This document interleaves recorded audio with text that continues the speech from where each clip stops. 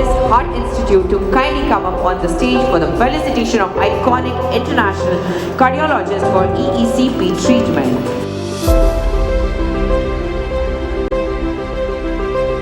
Is a new frontier in cardiology today. A lot of patients who are diagnosed with multiple blockages do not want to go for bypass surgery. And I have seen in my practice that these patients are left for their own fate. So I started EECP treatment in Mumbai 5 years back, and I am helping patients get treated for their chest pain and low heart ejection fraction, the low heart pumping which is there. So EECP is helping immensely in patients who do not want to go for bypass surgery, or patients who are not fit for bypass surgery, or patients who have failed bypass surgery. So EECP treatment is a new frontier, and I look forward to help all the patients who do not want to go for this surgery in future. Thank you. Thank you so much, Doctor.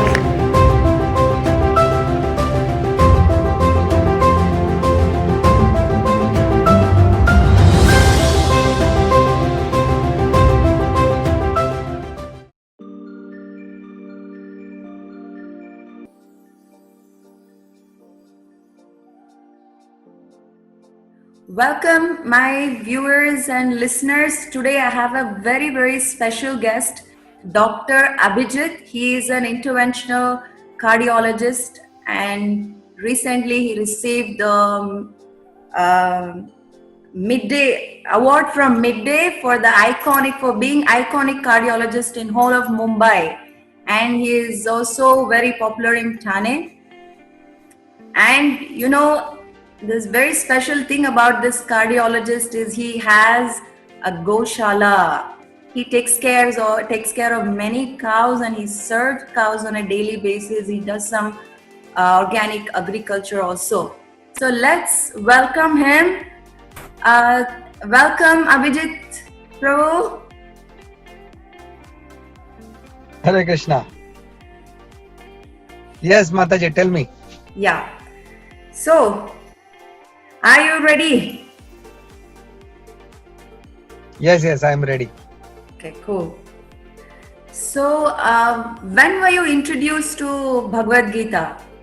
Is it like during your education, or how is it? Can you please share? Yeah, see, I was introduced to Bhagavad Gita during my college days. So, in my college, there used to be a program from ISKCON which used to come. The devotees used to come. They used to serve prasadam every Friday. The program used to be there, and I was staying at the hostel at that time, and there used to be a weekly lecture on Bhagavad Gita. And the preacher used to come from the temple, that was Radha Gopinath Mandir, ISKCON Chowpatty, and they used to bring khichdi, and that's how I got hooked to the khichdi, and I got hooked to Bhagavad Gita. So earlier it was prasadam, and then it was Bhagavad Gita. So first came the prasadam.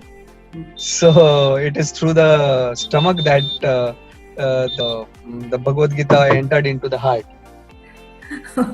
Okay, and you became the heart specialist. And I became the heart specialist. Yes. How wonderful is that? So, okay, Prabhuji, can you say something about your education? How did you choose this cardiology as your profession? See, when I was doing my MBBS, I was fascinated by the amount of pressure and the glamour which cardiology had, because it was always cardiology used to save lives much more than any other branch.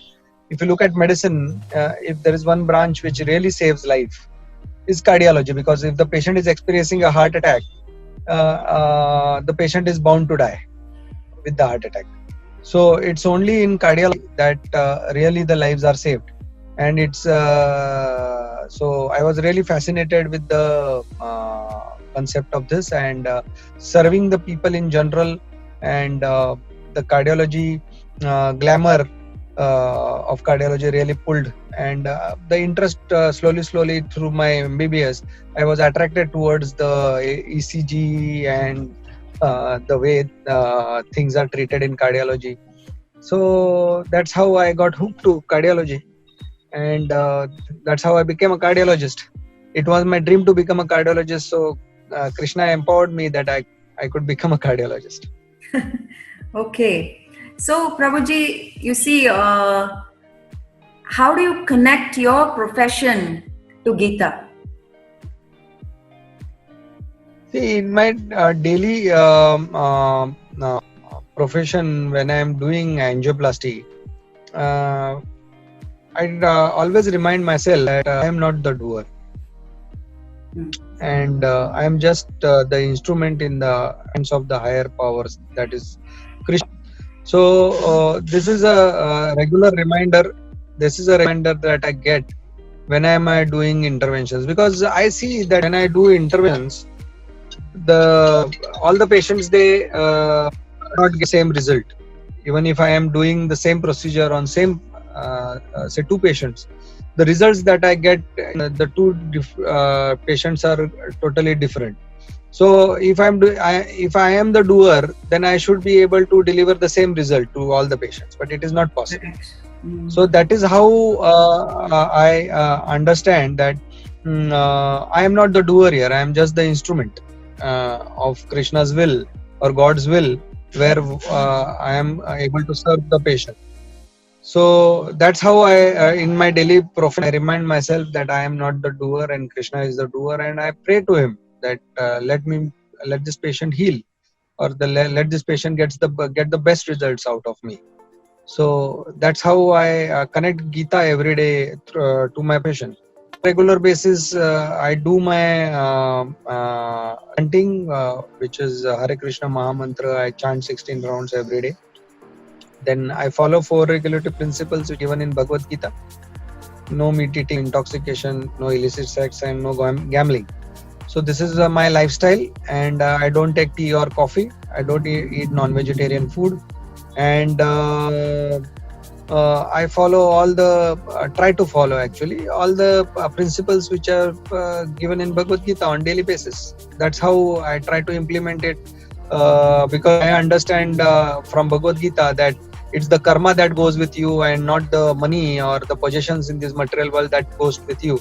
So what karma you are doing in this material world, they are very important. So if I am not doing best of my treatments to my patient, then I'm going to get bad karma. So I try to give the best of the treatments to my patients, and so that I get good karma, and the patient gets the best of the treatment. So this is in my profession. I follow Bhagavad Gita. Prabhuji, people, we always identify ourselves with the body, right?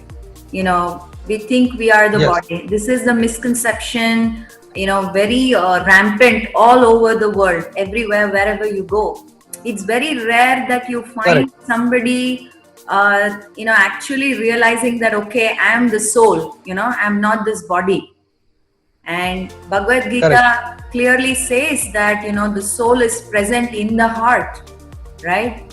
And do you, while doing all the heart surgeries, have you ever experienced that, presence of soul? Because see, in the current science, they are okay realizing that there is some energy helping, but then most of them, they don't realize that this presence of soul in the heart, So what do you have to say about that?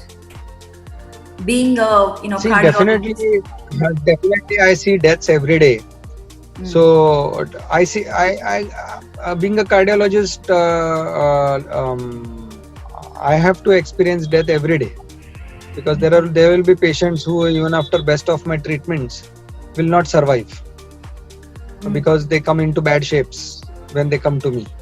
So when I see the dead body, I realize that this patient was alive now, and now is dead. So, but the body remains there. The body is not going anywhere.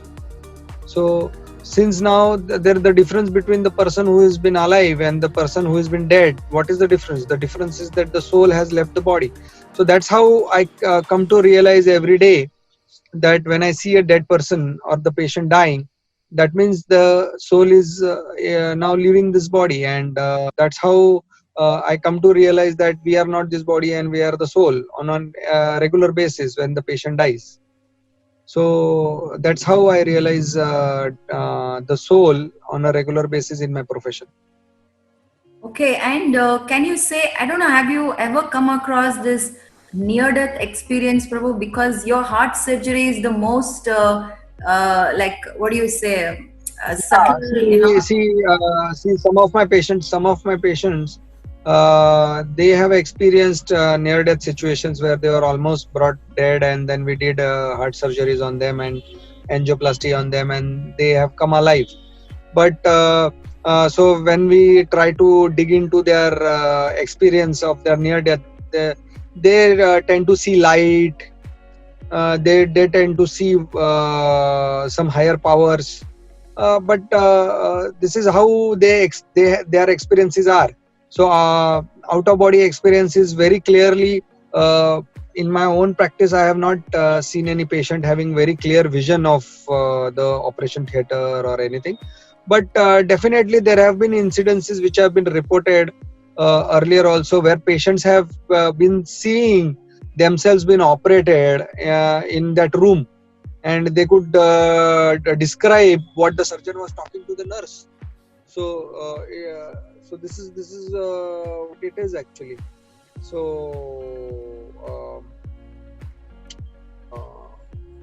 Prabhuji, you're yeah, not so clear. near-death experience have been described in our medical faculty very, very clearly.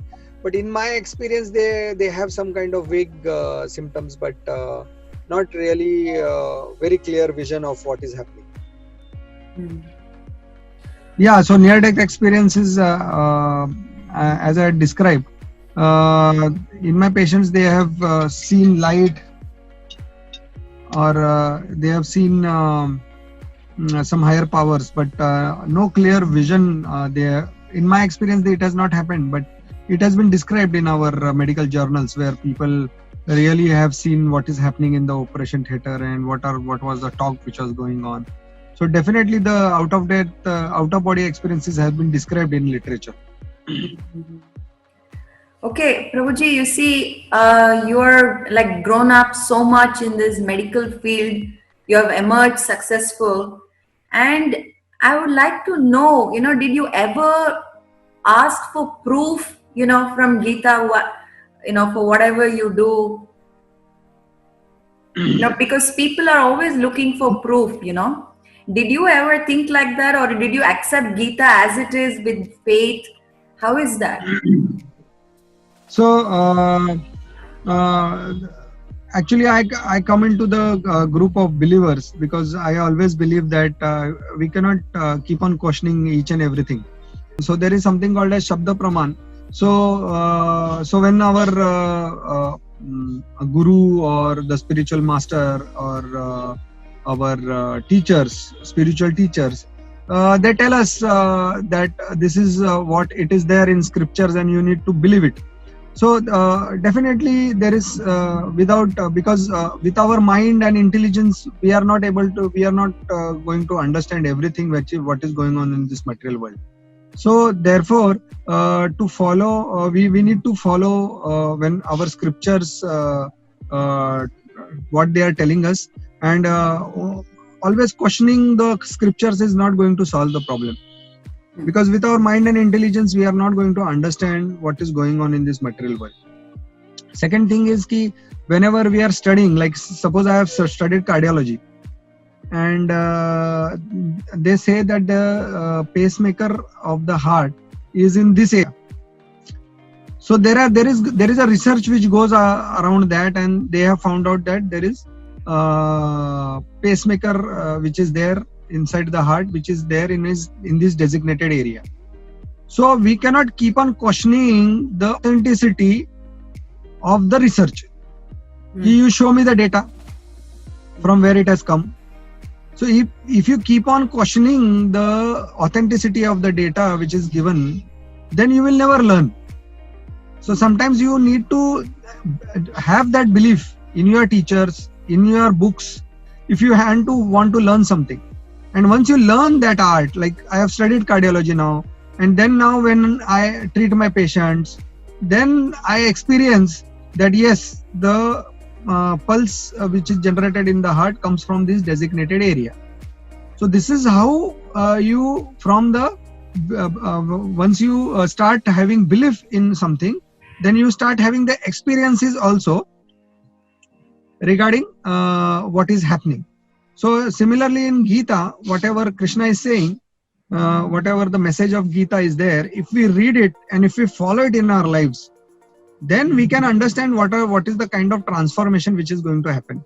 If we keep on questioning from where this knowledge has come, show me the original Gita, this is not going to solve any problem. So in my life at least, I have my faith which is there 100% on the scriptures, and whatever the scriptures are saying, whatever my teachers are saying, my spiritual teachers, my spiritual master is saying, my guru is saying, I tend to have my belief and my faith in his words inside the books which have been written by our spiritual teachers. And if we follow that, then there is definitely transformation which happens of the heart, and we see the results in action, and that's how our faith increases in the system. Yes, thank you for that insight, Prabhu.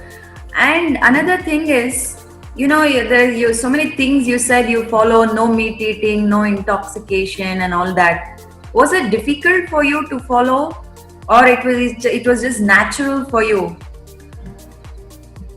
Because you also said that you were very difficult. You grew up in the hostel, Yes. So Yeah. See, in the hostel, I'll tell you, in our medical hostel, there was a lot of pressure for studying. So I used to drink a lot of tea because to study for 14 hours, 12 hours like that, I used to drink a lot of tea. So for regulatory principles, we don't drink tea also because tea is considered as intoxication. So it was very difficult for me to give up that tea earlier. But slowly, when I started attending the classes in the temple, slowly attending, getting in association with all the devotees, slowly, I understood that this is not going to be difficult to give up. And there was one day when I was drinking tea in the hostel, and one devotee came, and he told me that, see, what you are doing is wrong. You are having kantimala in your neck, and you are drinking tea. So this is not the way it should be, and you should give up this. And that was the last day I drank the tea. So definitely it was difficult. So giving up tea was difficult for me. I was never taking alcohol or any other intoxication, so that was okay. So definitely, if you look at it, following 4 regulative principles is going to be tough. But that's what it takes to please Krishna. And if you want to please something, there are so many ways that you can please somebody. So in our material world also, we see that for pleasing somebody, we go out of the way. So now if you want to please God or please Krishna, so we need to go out of our way to please him. So this is what he expects in Bhagavad Gita, that we should not do, and that should follow these 4 regulative principles. That at least brings us to our human platform. So from that human platform, you can start your spiritual journey. So that's how I feel that following 4 regulative principles is very important, and everybody should follow it. Yeah, I mean, when you're talking about meat eating, Prabhu, see, in my 11th and 12th, I took up PCMB. I wanted to become a doctor also, But then the first thing in biology they gave was the dissecting the cockroach. Put chloroform on him and dissect the cockroach. And that's it. That was the last interest for me in that medical field. I didn't like to, cut some living entity, like really make him unconscious and cut him. That's it. I gave up that idea of getting into the medical field. So what about you? I mean, how did you enjoy all that? How is it?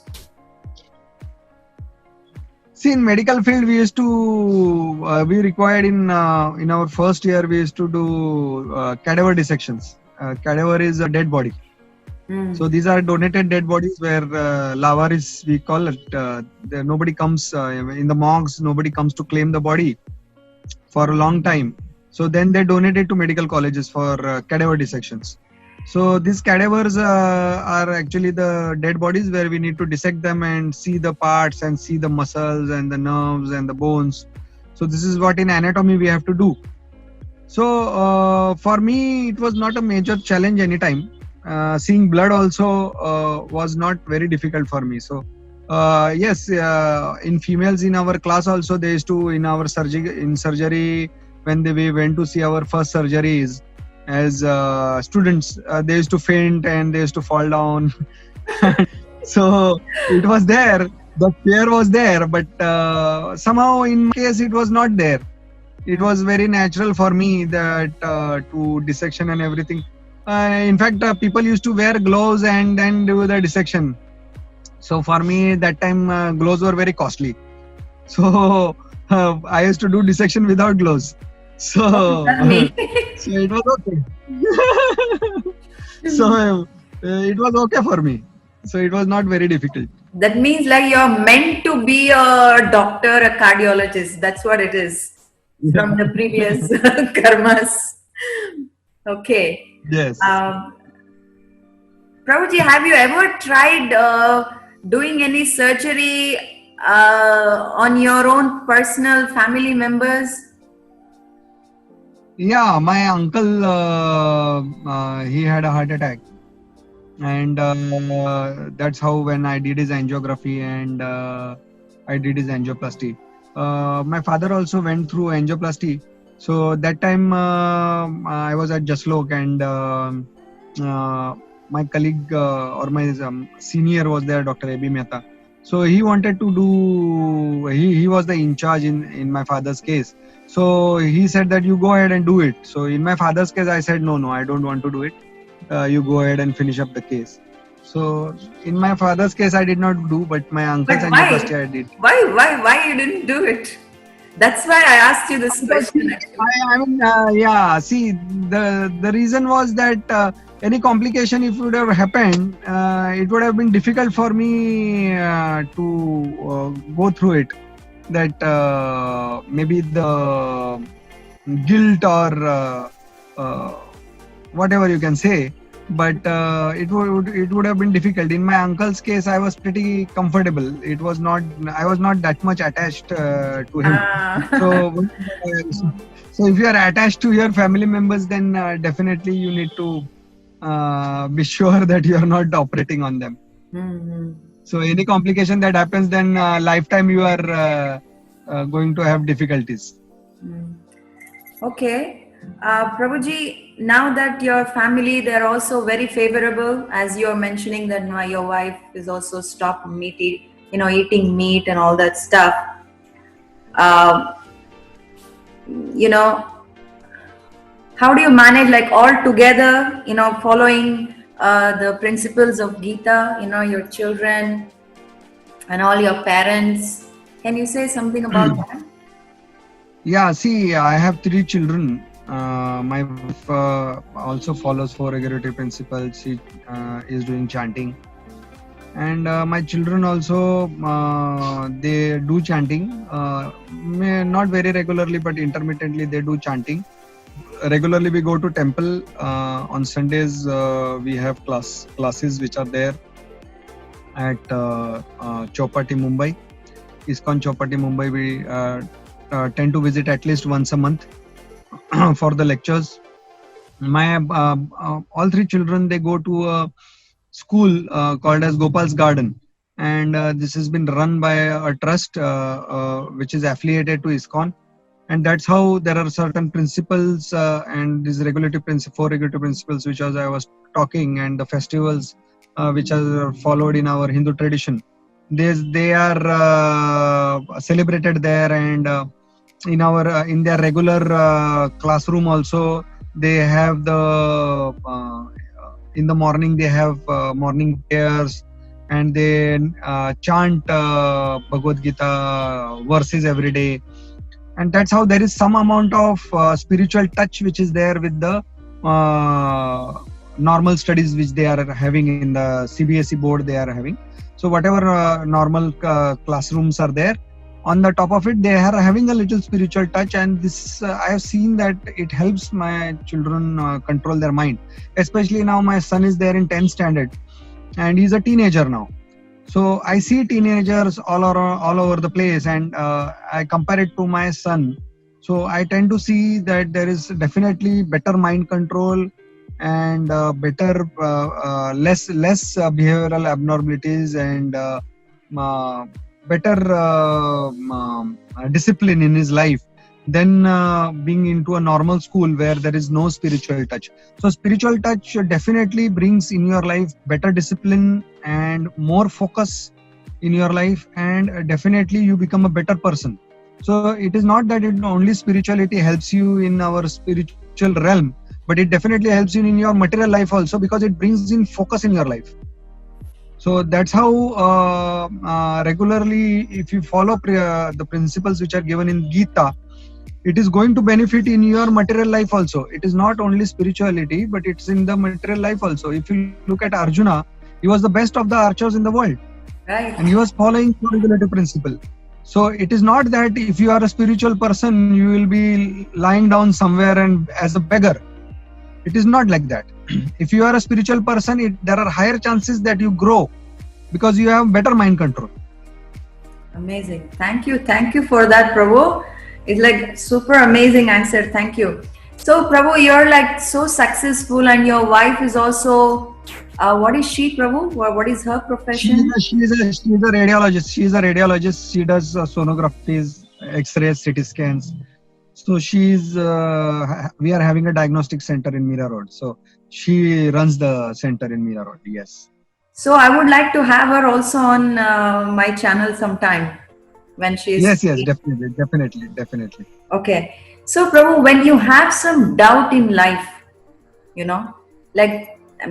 successful people also have some doubts, right? Sometime in their life. So do you take shelter of Gita then, and then?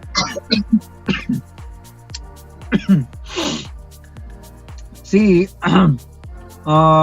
since I am connected to Krishna consciousness, definitely when there are problems in your life, we tend to go back to our conditioning. So if there is any problem that happens in our life, we tend to start questioning whether there is a God which is there, or there is why the suffering is going on in our life. So if we are following Krishna consciousness and following Bhagavad Gita philosophy, then we tend to understand that whatever suffering or whatever problems are happening in our life, they are happening because of our past karmas. And we are just getting the reactions of our karma. So once you start following Bhagavad Gita, any doubts or any problems that comes in your life, you tend to understand this is karmic reaction from our past life. If we are having some disease, suppose, then this is definitely there has been some bad karma from your past life that's coming back and giving you trouble here. So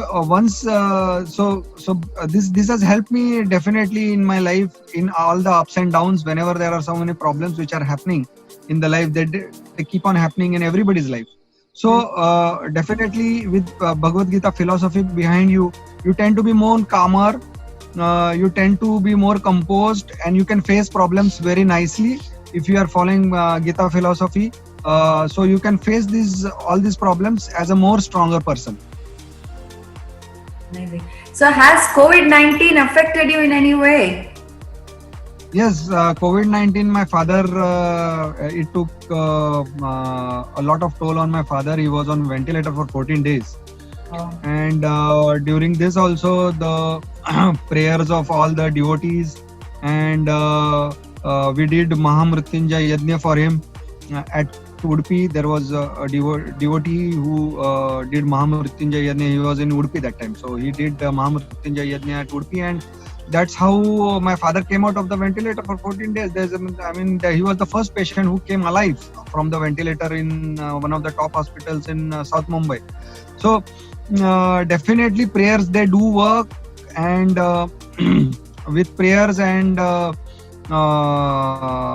spirituality, like we did this Mahamrutyunjay Yajna. The medicines definitely are going to be there, but with all prayers and the positive pull from this spirituality also helps a person heal. So in this COVID-19, definitely my father, I had this very great experience where my father came alive, where there were doubts from, they had given me 50% chance that he will be alive. The doctors were constantly saying that he will be there are chances of survival of 50%. So he came into life, and now he's leading a normal life. Going around, and is absolutely normal now. What was the reason for him being ventilated? He had COVID. Oh, I see. He had COVID, and it affected his lung very badly. I see. So it affected his lungs, and that's how he need to be ventilated. And ventilator also, he was for a long time he was on ventilator, 14 days. Okay. So what about other areas of life, Prabhu, financially and in other areas? Did it affect you? Financially, if you look at it, actually, doctors are the least affected people in COVID, because somehow or the other, the disease is going to remain. As far as cardiology is also concerned, the disease was there. The number of patients and everything came down, but it did not affect that severity where like non-medicos it affected.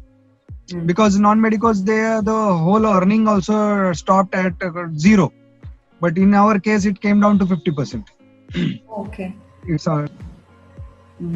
Prabhu, give any, like a practical advice for all of us, during this COVID-19, it's still there affecting people. What is your advice as a cardiologist for us? Yeah, I'll tell you, COVID-19 is, again, for me, it is a very funny disease, because in the ambulance which my father traveled from my hometown to Mumbai, my mother was there, my brother was there, and my 2 kids were there. And they were sitting just besides him.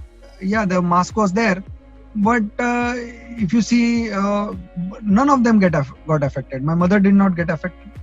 My brother did not get affected. My children did not get affected. Now, how do we explain this? There is these people who are sitting just besides COVID. It's there in the air. The COVID is there in that ambulance. The ambulance was running for 8 hours. Oh. The COVID was there in that air. But none of them got affected. And my father had gone. We have a farm at Sholapur. That's my hometown. So he had gone to take a pass from the commissioner office, and somehow he got affected there. So you can understand that my father got affected just in coming in contact of a person who have maybe left, or he must have touched something or something. But here for 8 hours, my mother was there, my brother was there, my 2 kids were there. None of them got a fever also. So that's how it is actually. I feel again it is a karmic reaction which is really coming into picture here. People who are going to get that karma are getting it, and people who are not going to. So being afraid of COVID is not going to solve the problem. Because if you are going to get it, you will get it from somewhere, because you cannot sit at home your whole life. Right? You have to come out of that nest someday or the other. You have to take your precautions. That is okay, like wearing mask and sanitizer and keeping social distancing is definitely important and it's good. But the fear factor of it is not going to solve the problem. Because we don't know from where it will get. Something that gets spread from the air, it is very difficult to curtail. But again, the good news is, as I told you, even my parents, my mother was there sitting beside him. She did not get COVID. So that's a good news that not everybody is getting affected by it. So we have to be positive about it and go ahead. And another positive about COVID is it does not kill everybody. there is only 3% mortality. So if 100 patients are affected, only 3% are going to die. So 90%, 97% patients are not going to die. So why to fear a disease which has 3% mortality? So see, 3% mortality is there in almost all diseases. If you look at dengue, malaria, TB, these are deadly diseases which are there in our already there in our country. So if you see at mortality from malaria, I mean it may be ranging from 3 to 5% from malaria. Yes. So it is there. I mean, so I don't feel, if you look at road accidents, the number of vehicles vis-a-vis people dying in road accidents, every day there must be more than what number of people from which COVID is dying. People are dying from COVID. If you look at tuberculosis in India, the number of annual deaths, if you look at the annual deaths from tuberculosis, they are much more than people died from COVID. So COVID, definitely the fear factor was there because it could affect everybody and anybody. It could affect the most influential or the biggest names. It could affect. So that's the reason why it is there in news. Why tuberculosis is not there in news? Because it doesn't affect the affluent. So that's how I see at it. That you should not fear from COVID, but definitely you should take care that in your regular dealings you can follow the safety precautions. Thank you. I have one more question for you. Prabhuji, you see, you deal with the physical heart, right? The diseases related to the physical heart. And there are diseases related to the heart, the subtle one. Do you also treat them? And how Bhagavad Gita is helping that? See, all my patients, I try to tell them about the philosophy, our Bhagavad Gita philosophy. Whoever patients, they tend to be more receptive. In our earlier days, I used to take them to our farm, which is called as the Govardhan Eco Village. And there I used to take classes for them about Bhagavad Gita also. And there used to be a devotee, brahmacharis, full-time devotees who used to come and they used to take classes. So, and regularly I tend to distribute Bhagavad Gita to my patients. So that's how the Salhat, I tend to tell them the message that you are not the body and you are the soul. So the last point which I was telling was, when the patient becomes better, I tend to give them the Bhagavad Gita and tell them the message about Bhagavad Gita and how they can implement in their lives and follow 4 regulative principles in their life. So that so all my patients, almost 99% of patients, even if they come from a non-veg eating background, they tend to leave meat. So that's one thing that definitely that they do is, so they leave meat. So 99% of my patients, they don't eat meat. So at least that achievement I have been there. There are certain patients who have started chanting also. But I tend to give them a message of Bhagavad Gita on a regular basis. Does meat eating affect the heart, Prabhu, physically? Yeah, definitely. Yeah, definitely. I have seen this on a regular basis, especially in Mumbai. The meat doesn't get digested. If you look at not the spiritual value, but at the material point of view also, if you eat meat in Mumbai, which is a coastal area, the digestion in coastal area is not good. And if you eat meat, then what happens is the meat does not get digested. And in human beings, the intestinal length is very long. So if the undigested meat travels at a very slow rate through the small intestines, the toxins that get absorbed in the body can lead to so many disorders. So like GI problems, the stomach problems. Then there can be toxins which get released, which causes coronary artery blockages, like heart blockages. So there are so many problems that the piles and the fissures. So all these problems, they occur because people tend to eat a lot of meat. So with meat, there is a lot of oil intake that happens actually. So this oil is not good because there's a lot of calorie that goes with the oil. And since people don't realize how much calories they are eating when they are eating non-vegetarian food. So that is the reason why these people start getting heart attacks. If you look at Saurabh Ganguly now, he got a heart attack recently. So he's an athlete. Why he should get a heart attack? So if you look at Calcutta, again, it's a coastal, I mean, it's a hot and humid area, Calcutta. So he is living in West Bengal, which is again not a very dry region. It is a coastal area. So humidity factor is very high there. So digestion is weak. So if you are Bengali and you eat fish, but you don't exercise, so then everybody is leading a sedentary lifestyle. So if you lead a sedentary lifestyle and eat a lot of meat, then there is high chances that you get heart problems. Okay, thank you That's for that. I mean, yeah, this is a very important point that we all should know. Okay, now I'm going to change the whole, I'm going to have a shift now. Prabhu, how did you get attracted to cows? Tell me. See, when I was a kid, we had a ground floor house. My grandfather had a ground floor house in Sholapur. So there, somehow in Sholapur, they roam on the streets, and they used to come to our house, and I used to feed them chapati, the cows. So I used to get a lot of joy when I used to feed chapati to the cow. I used to be very happy. So I used to tell them, I'll feed. So that's how the joy of serving cows, they started from my childhood. And so when I grew up, I always had that desire to serving cows, and Krishna somehow empowered me that I got a farm which was near Mumbai, which I could visit regularly. And so we had a few cows earlier, then we got more cows, and then today I have some around 7 milking cows, and small and big, everybody.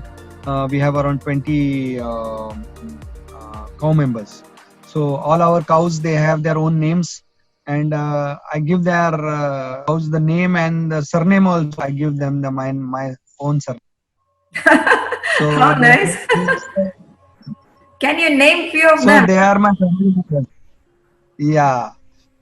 So there are a lot of them. There is on the rivers we have a lot of cows. Like there is Godavari, there is Sindhu, there is Kaveri, there is Ganga. So we have a lot of cows. So we have one bull, very very nice bull. His name is Hanuman. So we have a lot of cows, and different names are there for every. And your family also enjoys serving cows? Yeah, 1 minute. Yeah, tell me. Yeah. Does your family also enjoy serving I did cows? not. Yeah. Now actually, my youngest kid is a daughter. She is just 4 years old, and the whole day when we go there, she is into the Goshala. So she loves the serving cows. She'll take the grass and go and feed everybody, and she's very happy. And they are very attracted to cows. So this is how actually the training is. It should be, because once you come in contact with the cow, you are naturally happy. I have not got a single guest who, after touching a cow, has not become happy. So definitely, once you touch a cow, that's a natural attraction towards mother cow. If nobody has ever touched a cow, you should go and touch a cow and then understand the happiness of touching a cow. So it's very natural for everybody to get that happiness. Everybody enjoys my family. So does cow care and service to the cows improve the health of the heart, Prabhu? Definitely. And now there is a lot of research which is shown that if you take cow products on a regular basis, like ghee, I give ghee to all my patients. If you look at in our allopathic tradition, they will say if you get a heart disease, they will say don't eat ghee. Yes. But in my medical practice, all my patients, I give them ghee which is made from my own cow milk. So in the traditional method, we make it into dahi se makhan, and from makhan we make ghee. So all these patients, they get ghee, and the ghee brings down the vat. If you look at the Ayurveda, heart diseases are caused by increased air element, that's vat in your body. So if you take ghee on a regular basis that comes from mother cow, Indian breed cows, then definitely the Vat element comes down, and that's how in coronary artery blockages it helps. So any Vata related disorder in the body, the cow, the ghee is going to help definitely. Wow, wow, wow. Thank you. People should know this. This is the secret to keep the heart healthy, isn't it? Ghee. Yeah, actually, Ayurveda is our traditional science, which we have actually forgotten. So, in my medical practice, I have studied Ayurveda for a lot of books. I have went through and studied a lot of books from the great Ayurvedic practitioners, and I have inculcated those principles in my medical practice. Especially the ghee part is very important. If it is coming from desi cow, and it is made in a traditional method where it is made not made from the fat which gets separated, the cream that gets separated. It's if it is made from the dahi, and dahi se makhan and makhan se ghee, definitely it will bring down vata in that person, and it helps in my patients. Amazing, Prabhu. Amazing, amazing. Okay, one last thing. I have two last questions actually. Just the one before the last. Can you please state the three important principles, from the Gita that which you like, which you would want the audience to adopt in their life for growth? See, first of all, in Bhagavad Gita, Krishna establishes that he is the supreme personality of Godhead. So this is one principle which I definitely want everybody to understand, that when one as a Hindu or as a Sanatan Dharma, we become confused that who is God, who is the supreme, So whether Ganpati is supreme, or Shiva is supreme, or Krishna is supreme, who is supreme? So here in Bhagavad Gita, Krishna is very clear that you give up all dharma and serve me, and I will protect you. Sarva dharma tyaja mapam dvaja. So Krishna is saying that you leave all dharma and you surrender unto me.